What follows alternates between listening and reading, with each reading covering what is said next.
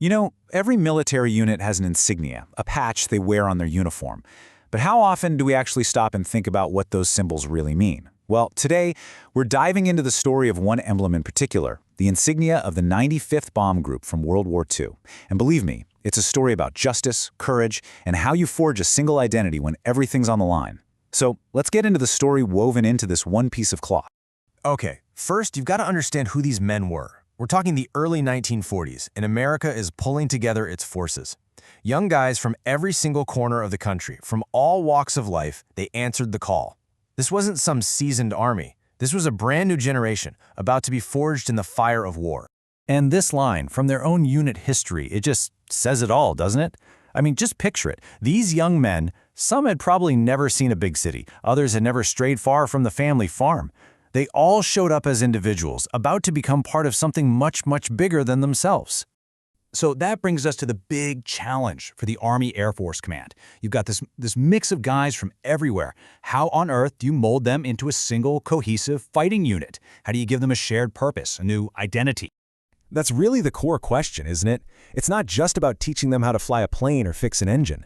It's about giving them something to belong to, something to believe in when they're thousands of miles from home, facing the very real chance they might not make it back.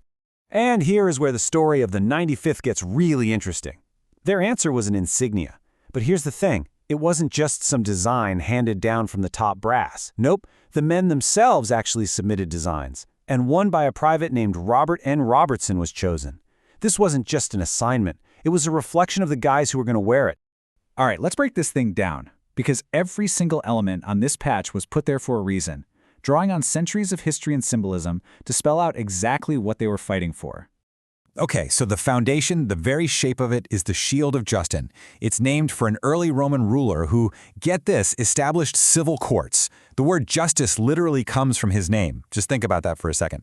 For these young guys, their fight wasn't just about winning. It was about defending the entire idea of justice itself. And right on top of that shield is the Justinian cross. Now, this symbol carries the historic expression, "By the sign we conquer." This was telling them and the whole world that their cause was a righteous one. They were fighting with moral conviction, not just with planes and bombs. And then you've got this single red feather resting on the cross. This is a direct nod to the red badge of courage. It was a symbol that every single person in the group, from the pilots in the air to the crew on the ground, could claim as their own. It was a mark of their personal bravery. Even the colors pull the whole story together. The blue background, that's the sky, their huge, dangerous battlefield. And the white of the cross and the red of the feather, well, that's no accident. They deliberately echo the red, white, and blue of the American flag, tying their personal mission directly to their homeland. And listen to this. In their own words from a 1943 newsletter, you can see how much this meant to them. They called it their signature and calling card. They knew right then and there that the symbol's true meaning, its legacy, was going to be decided by their actions. Now check this out, because even their motto evolved in a really telling way. The original idea was victory with justice, but what they ended up with was justice with victory. It sounds like a small change, right? But it's profound. By putting justice first, they made it the whole point, the guiding principle. Victory without justice? That wasn't a victory they were interested in.